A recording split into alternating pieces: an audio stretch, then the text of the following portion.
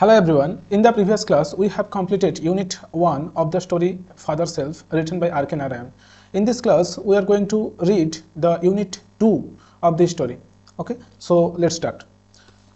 Swami hoped, Swami আশা করেছিল, hope মানে আশা করা, তো তার সাথে ইডি যোগ আছে মানে আশা করেছিল। Swami hoped that মানে যে, with this মানে এটার সাথে বা মানে এই যে প্ল্যানটা সে করেছে এই প্ল্যানটা নিয়ে his father would be made to see মানে তার বাবা বুঝতে পারবে বা বুঝতে বাধ্য হবে why he must avoid school for the day, যে ওই দিনের জন্য তার কেন স্কুল অ্যাভয়েড করা উচিত বা স্কুল না যাওয়া উচিত। তাহলে স্বামী কি আশা করেছিল যে এবার যা আমি বুঝিয়েছি এবার আশা করি বাবা মানে বাধ্য হবে এটা বুঝতে যে আমি কেন স্কুলে যেতে চাইছি না। ওকে, এবার তাহলে বাবাকে মানানো সম্ভব হয়ে গেছে। বাট কিন্তু ফাদার্স বিহেভিয়ার, কিন্তু বাবার ব্যবহার, বিহেভিয়ার মানে আচরণ বা ব্যবহার বলতে আরো আচরণ বলবে বেটার হবে। ফাদার্স বিহেভিয়ার বাবার আচরণ টুক মানে নিয়েছিল অ্যান আনএক্সপেক্টেড টার্ন মানে অপ্রত্যাশিতভাবে ঘুরে গিয়েছিল। মানে আমরা বলি না যে তার 180 ডিগ্রি ঘুরে গেছে, মানে তার বাবার যে বিহেভিয়ার বা আচরণ সেটা হচ্ছে পুরোপুরি ঘুরে গেছে। আনএক্সপেক্টেড টার্ন মানে অপ্রত্যাশিতভাবে ঘুরে গেছে। হি প্রপোজ মানে প্রস্তাব দেওয়া, তার বাবা তাকে প্রস্তাব দিয়েছিল টু সেন্ড মানে পাঠানো, টু সেন্ড মানে পাঠাতে, আ লেটার মানে একটা চিঠি, উইথ স্বামীর সাথে, টু দ্য হেডমাস্টারকে। মানে তার বাবা কি বলছে যে আমি একটা মানে চিঠি লিখে দেবো যেটা হেডমাস্টারকে দিতে হবে, মানে এখানে লিখে দেবো এটা বলেনি এখনো, বলছে যে হি প্রপোজ সে প্রস্তাব দিয়েছিল to send a letter to the with স্বামী টু দ্য হেডমাস্টার, যে স্বামীর সাথে একটা চিঠি পাঠাবে যেটা হেডমাস্টারকে দিয়ে দিতে হবে। নো অ্যামাউন্ট অফ প্রোটেস্ট মানে কোনো রকমের প্রোটেস্ট মানে কি প্রতিবাদ, ফ্রম স্বামী মানে স্বামীর পক্ষ থেকে, would make him change his mind মানে কোনো ধরনের প্রতিবাদী তার মনকে আর পরিবর্তন করতে পারলো না। মানে তার বাবা যে একবার বললো যে একটা চিঠি দেওয়া হবে তোমাকে, তুমি কি করবে সেই চিঠিটা নিয়ে গিয়ে হেডমাস্টারকে দিয়ে দেবে। তারপর স্বামী অনেক প্রতিবাদ করলো যে না এটা করা সম্ভব নয়, হেডমাস্টারকে কীভাবে টিচারের বিরুদ্ধে একটা আমি চিঠি দেবো, আমি একটা বাচ্চা ছেলে, তো এরকম অনেক প্রতিবাদ করলো যে আমি এরকম করতেই পারবো না। কিন্তু কোনো রকমের প্রতিবাদ তার বাবাকে মানাতে পারলো না, মানে তার বাবা কিছুতেই শুনলো না। তার বাবা বললো যে তোমাকে চিঠি নিয়ে যেতেই হবে, বা তোকে যেটা এসে বলবে যে চিঠি নিয়ে যেতেই হবে এবং চিঠিটা হেডমাস্টারকে গিয়ে দেবে, কারণ সেই চিঠিতে কার ব্যাপারে লিখবে, স্যামুয়েল মাস্টারের ব্যাপারে। বাই দ্য টাইম মানে এই সময়ের মধ্যেই, এই যে বাই কথাটা বলা আছে এটা হচ্ছে একটা প্রিপোজিশন। এটা কীরকম হয় জানো তো, ধরো একটা লাইন আছে, এখানে আমি বুঝিয়ে দিচ্ছি একটু, জাস্ট এরকম একটা লাইন আছে, ধরো এটা 10 AM। আমি যদি কাউকে এরকম বলে থাকি যে আমি 10টার মধ্যে কাজটা শেষ করে ফেলবো, 10টার মধ্যে কাজটা শেষ করে ফেলবো মানে আমি 9টার সময় করতে পারি, আমি 9:30তেও করতে পারি, 9:45-এও করতে পারি, 10টার মধ্যে করবো, এই সময়কালটা বোঝাচ্ছে। এইটা আমি বলি কি তখন ইংলিশে যে I shall finish the work by 10 AM। By 10 AM মানে 10টার মধ্যে, মানে আমি 10টাতেই বলছি না 10টাতে মানে অ্যাট 10 AM বলবো, কিন্তু বাই 10 AM মানে 10টার মধ্যে বোঝাচ্ছি।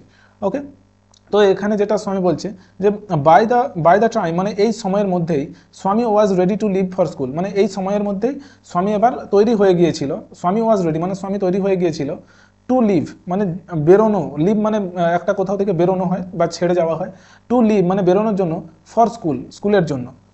Father had composed a long letter, father মানে বাবা, হ্যাড কম্পোজড মানে রচনা করে, কম্পোজ মানে রচনা করা, সং যেমন কম্পোজ করে গানকে রচনা করে, তো সেরকম বলছে যে ফাদার হ্যাড কম্পোজড বাবা রচনা করে নিয়েছিল বা বাবা লিখে নিয়েছিল, আ লং লেটার একটা দীর্ঘ চিঠি, টু দ্য হেডমাস্টারের জন্য।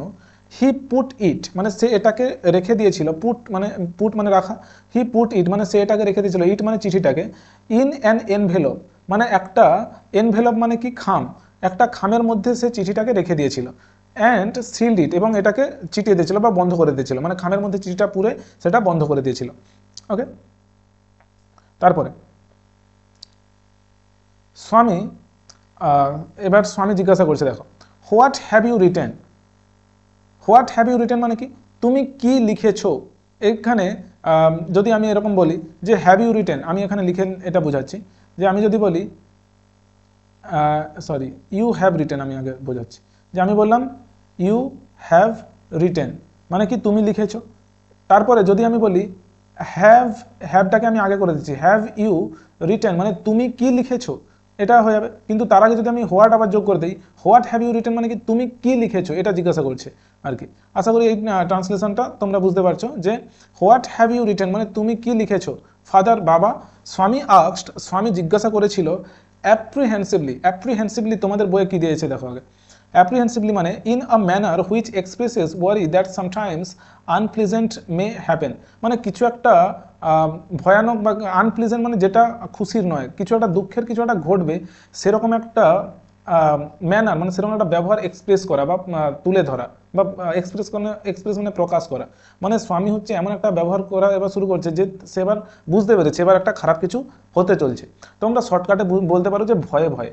ওকে, অ্যাপ্রিহেন্সিভলি মানে কি ভয়ে ভয়ে। হোয়াট হ্যাভ ইউ রিটেন মানে তুমি কি লিখেছো বাবা, স্বামী আস্কড অ্যাপ্রিহেন্সিভলি স্বামী ভয়ে ভয়ে জিজ্ঞাসা করলো। এই সেন্টেন্সটা যদি আমরা ন্যারেশন চেঞ্জ করি কি হবে, স্বামী আস্কড হিজ ফাদার স্বামী তার বাবাকে জিজ্ঞাসা করেছিল অ্যাপ্রিহেন্সিভলি মানে ভয়ে ভয়ে, হোয়াট হি হ্যাড রিটেন সে কি লিখেছিল। ওকে, এটা রুলসটা তোমরা ন্যারেশন চেঞ্জে পড়বে, আমি জাস্ট এখন দেখিয়ে দিলাম যে এটা হয়। নাথিং ফর ইউ তোমার জন্য কিছুই নয়, নাথিং মানে কোনো কিছুই নয়, নাথিং ফর ইউ তোমার জন্য কিছুই নয়, give it to your headmaster এটা তোমার হেডমাস্টারকে দিয়ে দেবে, and go to your class এবং তারপর তুমি তোমার ক্লাসে চলে যাবে। কে কাকে বললো এটা, এটা স্বামীর বাবা স্বামীকে বললো। Have you written anything about our teacher Samuel, এখানেও দেখো ইন্টারোগেটিভ সেন্টেন্স তাই জন্য হেল্পিং ভার্বটা আগে আসছে। হ্যাভ ইউ রিটেন মানে তুমি কি লিখেছো, এনিথিং মানে কোনো কিছু, অ্যাবাউট আওয়ার টিচার স্যামুয়েল মানে আমাদের শিক্ষক স্যামুয়েলের ব্যাপারে। স্বামী সেড টু হিজ ফাদার মানে এটা বলা নেই যদিও আমি যে পার্সন লিখে দিয়েছি যে এটা স্বামী তার বাবাকে বলেছিল। এবার দেখো তোমাদের পরীক্ষাতে এরকম দিয়ে দিতে পারে যে Swami said to his father have you written anything about our teacher Samuel, এটা যদি তোমাদেরকে ন্যারেশন চেঞ্জ হিসেবে দিয়ে দেওয়া হয় সেটা ন্যারেশন চেঞ্জ কী হবে, স্বামী asked his father if he had written anything about their teacher, এখানে স্যামুয়েল বলছে আওয়ার টিচার কিন্তু এখানে কী হবে their teacher. Okay, their teacher Samuel, যে স্বামী তার বাবাকে জিজ্ঞাসা করেছিল তার বাবা তাদের শিক্ষক মহাশয় স্যামুয়েলের ব্যাপারে কিছু লিখেছিল কি না, ইফ মানে কি না। ওকে, আশা করি তোমরা এই ন্যারেশনটা বুঝতে পেরেছো। তারপর ইয়েস হ্যাঁ, প্লেন্টি অফ থিংস অনেক কিছু লিখেছি, প্লেন্টি মানে অনেক, অফ থিংস মানে অনেক জিনিস লিখেছি। কে বললো তাহলে এটা, স্বামীর বাবা বললো।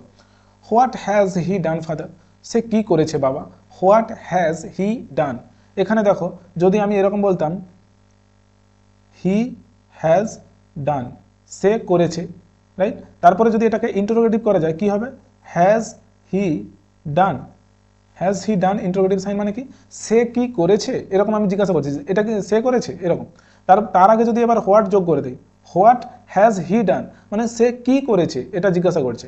তাহলে স্বামী তার বাবাকে কি জিজ্ঞাসা করছে যে what has he done father, বাবা সে কি করেছে। তারপরে দেখো আমি এখানে লিখেছি স্বামী সেড, এটা 2022 সালে তোমাদের মাধ্যমিক পরীক্ষাতে ন্যারেশন চেঞ্জে এসেছিল, গ্রামার সেকশনে যে একটা করে প্রত্যেক বছর ন্যারেশন চেঞ্জ দেওয়া হয় সেখানে 2022 সালে এই কোশ্চেনটা দেওয়া হয়েছিল যে what has he done father দিয়ে কোশ্চেন মার্ক দিয়ে লেখা আছে সেড স্বামী বলেছিল, এটা 2022-এর ন্যারেশন চেঞ্জ। এটা ন্যারেশন কি হবে, স্বামী আস্কড হিজ ফাদার স্বামী তার বাবাকে জিজ্ঞাসা করেছিল হোয়াট হি হ্যাড ডান। ওকে, এটা ন্যারেশন চেঞ্জ। তারপর দেখো তাহলে স্বামী তার বাবাকে কি জিজ্ঞাসা করলো যে আমাদের টিচার স্যামুয়েল সে কি করেছে, everything is there in the letter সব কিছুই ওই চিঠিতে আছে, give it to your headmaster এটা তুমি তোমার হেডমাস্টারকে দিয়ে দেবে। ওকে, এটা তার বাবা বললো। স্বামী ওয়েন্ট টু স্কুল স্বামী হচ্ছে যে স্কুলে গেল। ফিলিং মানে কি অনুভব করে, মানে ফিল মানে অনুভব করা, ফিলিং মানে অনুভব করে, এটা হচ্ছে এটাকে বলা হয় প্রেজেন্ট পার্টিসিপল, রাইট, বা তোমরা বলতে পারো অনুভূতি নিয়ে। স্বামী ওয়েন্ট টু স্কুল মানে স্বামী স্কুলে গিয়েছিল, ফিলিং মানে অনুভূতি নিয়ে, দ্যাট যে হি ওয়াজ দ্য ওর্স্ট বয়, এটা তোমরা ডিগ্রি চেঞ্জে শিখেছো, এটাকে একটু ছোট করতে হবে, এটা তোমরা ডিগ্রি চেঞ্জে শিখেছো যে সুপারলেটিভ ডিগ্রিতে পজিটিভ কম্পারেটিভ এবং সুপারলেটিভ 3 রকমের ডিগ্রি হয়। তো সুপারলেটিভ ডিগ্রিতে দেখো হি তারপর সাবজেক্ট তারপরে ভার্ব তারপরে দ্য ওর্স্ট হচ্ছে যে ব্যাডের সুপারলেটিভ ডিগ্রি। তো এখানে সুপারলেটিভ ডিগ্রির আগে একটা দা বসে তোমরা জানো, হি ওয়াজ দ্য ওর্স্ট বয় মানে সে ছিল সব থেকে খারাপ ছেলে, ব্যাড ওর্স্ট তাহলে সে ছিল সব থেকে খারাপ ছেলে অন আর্থ এই পৃথিবীতে, মানে সে যখন স্কুলে হেঁটে হেঁটে যাচ্ছিল রাস্তা দিয়ে তখন সে যেতে যেতে তার মনের মধ্যে এরকম অনুভূতি হচ্ছিল যে সে গোটা বিশ্বের মধ্যে সব থেকে খারাপ ছেলে ছিল। কারণ কি, সে তার শিক্ষক মহাশয়ের নামে মিথ্যা কথা বলছে, কারণ কি যাতে তাকে স্কুলে না যেতে হয়। এটা হয় সবারই যে আমরা তো ভয়ে পড়ে বা একটা কোনো স্বার্থে একটা খারাপ কাজ বা কোনো মিথ্যা কথা বলে ফেলি, তারপরে আমাদের নিজেদের খারাপ লাগে যে আমরা এটা কেন বললাম। দেখো হিজ কনসায়েন্স তার অন্তর আত্মা, কনসায়েন্স মানে অন্তরাত্মা বা বিবেক, ওকে, আমরা এরকম অনেক সময় কাজ করে ফেলি যেটা আমাদের খুব ভালো লাগে। যেমন আমি হয়তো একটা কুকুরকে মেরে দিলাম ঢিল দিয়ে, রাইট, আমার খুব প্রথমে মজা লেগে গেল, কিন্তু তারপরে যখন দেখলাম যে ঢিলটাকে কুকুরটার পায়ে লেগে গেছে এবং সে কুকুরটা খোঁড়াচ্ছে, তখন আমাদের মনের ভেতর থেকে একটা দুঃখ আসে, রাইট, সেইটাকে বলা হয় বিবেক বা অন্তরাত্মা। হিজ কনসায়েন্স, তার অন্তরাত্মা বা বিবেক, বদার্ড হিম, বদার মানে হচ্ছে জ্বালাতন করা বা জ্বালানো, তার যে অন্তরাত্মা বা বিবেক তাকে জ্বালাতন করছিল। He was not at all sure, he was not at all sure মানে সে মোটেই নিশ্চিত ছিল না। ইফ, ইফ মানে কি না, যেটা নারেশন চেঞ্জ আমরা ইফ বলি ইন্টারোগেটিভ সেন্টেন্সে, যে ইফ হিজ ডেসক্রিপশন, তার বর্ণনা, ডেসক্রিপশন মানে বর্ণনা, ইফ হিজ ডেসক্রিপশন, যে তার যে বর্ণনা অফ স্যামুয়েল মানে স্যামুয়েলের, হ্যাড বিন অ্যাকুরেট মানে সঠিক ছিল কিনা। তাহলে টোটাল এই যে ইফ মানে কি কিনা হলো, এবার বাকিটা কি, he was not at all sure মানে সে মোটেই নিশ্চিত ছিল না, হিজ ডেসক্রিপশন তার বর্ণনা, অফ স্যামুয়েল মানে স্যামুয়েলের ব্যাপারে, হ্যাড বিন অ্যাকুরেট মানে সঠিক ছিল, ইফ মানে কিনা, সঠিক ছিল কিনা। হি ফেল্ট সে অনুভব করছিল, হি হ্যাড মিক্সড আপ যে সে মিশিয়ে ফেলেছিল, the real and the imagine যে তার কল্পনা এবং সত্যিটাকে। তার সত্যি কি ছিল, সত্যি কি যে স্যামুয়েল একজন ভালো লোক, কিন্তু তার ইমাজিনেশন কি, ইমাজিনেশন সে করছিল যে স্যামুয়েল বাজে লোক, স্যামুয়েল হচ্ছে ক্লাসে ঢুকতে দেয় না, সবাই তাকে ভয় পায়, এইরকম যে তার ইমাজিনেশন, সে এই ইমাজিনেশন এবং সত্যিটাকে সে মিশিয়ে ফেলেছিল যে সত্যি কি। আমরা যদি অনেক সময় এরকম মিথ্যা বলতেই থাকি আস্তে আস্তে আমাদের এরকম মনে হতে থাকে যে ওটাই মনে হয় সত্যি, রাইট। আমরা যদি সবসময় এরকম ভাবতে থাকি যে আমার এটা নেই, আমার ওটা নেই, আমার সেটা নেই, এই জন্যে আমি আজকে বড় হতে পারিনি, এক সময় আমার মনে হওয়া শুরু হবে যে সত্যি আমার ছিল না হয়তো, কিন্তু আমার পরে এরকম মনে হবে না যে আমি হচ্ছে অজুহাত বানাচ্ছিলাম। তো এটা হচ্ছে, এটাকে বলা হয় মিক্সড আপ। সেরকমই স্বামী হচ্ছে সত্যি কোনটা, সত্যিটাকে আর তার কল্পনাটাকে মিক্সড আপ করেছিল, মিশিয়ে ফেলেছিল, কোনটা সত্যি কোনটা মিথ্যে সেই জন্য বুঝে উঠতে পারছিল না। ওকে, সরি, হলো।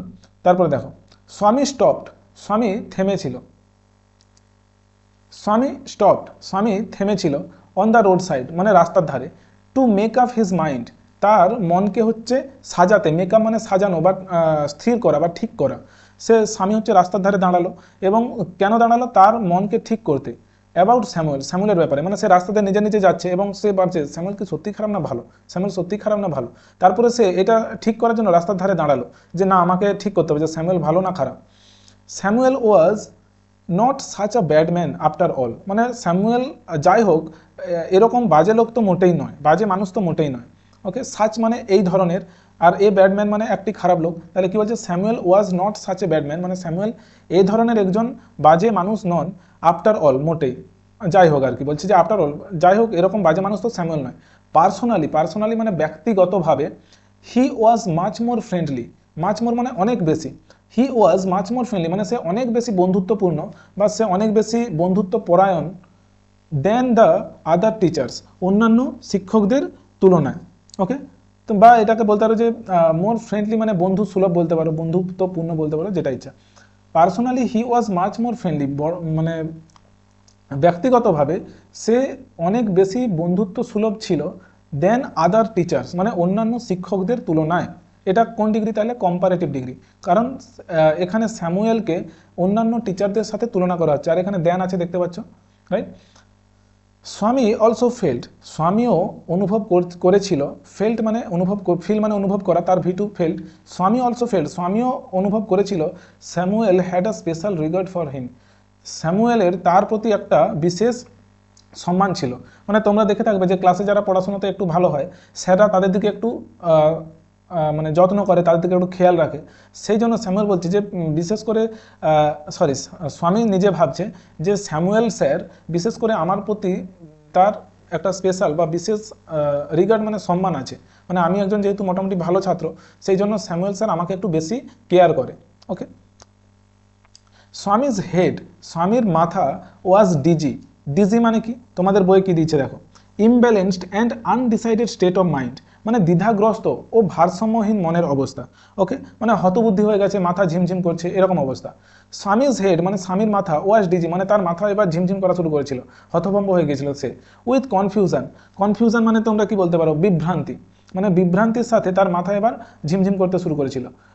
হি কুড নট ডিসাইড সে হচ্ছে ডিসাইড করতে পারছিল না বা সে নির্ধারণ করতে পারছিল না, ইফ স্যামুয়েল, ইফ মানে কি না, ওকে, ইফ স্যামুয়েল রিয়েলি ডিজার্ভ মানে কি বলা যায়, ডিজার্ভ মানে যোগ্য, ওকে, হি কুড নট ডিসাইড মানে সে এটা নির্ধারণ করতে পারছিল না, ইফ স্যামুয়েল রিয়েলি ডিজার্ভ যে স্যামুয়েল সত্যিই কি যোগ্য ছিল, the allegations made against him in the letter, যে চিঠিতে যেই অ্যালিগেশনস মানে অভিযোগগুলো, অ্যালিগেশন মানে অভিযোগ আর এস আছে মানে অভিযোগগুলো, যে চিঠিতে যেই অভিযোগগুলো তার বিরুদ্ধে করা হয়েছে, মেড এগেনস্ট হিম মানে তার বিরুদ্ধে করা হয়েছে, সেগুলোর কি সে যোগ্য ছিল আদৌ, ওকে, তাহলে সে এটা মানে ডিসাইড নির্ধারণ করতে পারছিল না যে স্যামুয়েল স্যার কি সত্যিই এটার যোগ্য, হ্যাঁ কি না।